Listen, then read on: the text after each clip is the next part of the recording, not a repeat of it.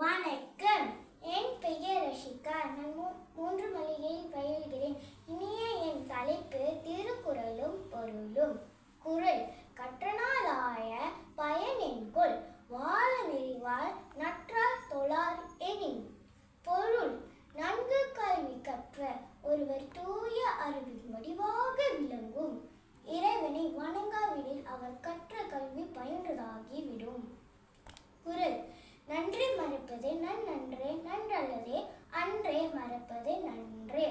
பொருள்: ஒருவர் நமக்கு செய்யும் உதவியை மறப்பது நல்லதல்ல.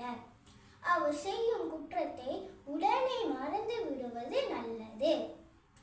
குறள்: கண்ணுடையர் என்பவர் கற்றோர் முகத்திறந்து, புண்ணுடையர் கல்லாதவர்.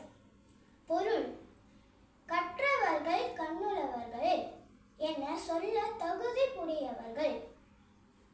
கல்லாதவர்கள் முகத்தில் இருப்பது புண்கள் என கருதப்படுகின்றது.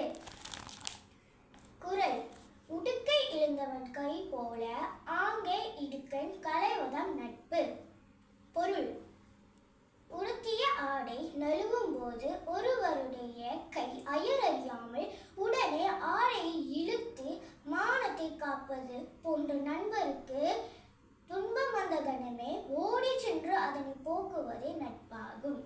குறள்: முயற்சி திருவினை யாக்கும், முயன்றின்மை இன்மை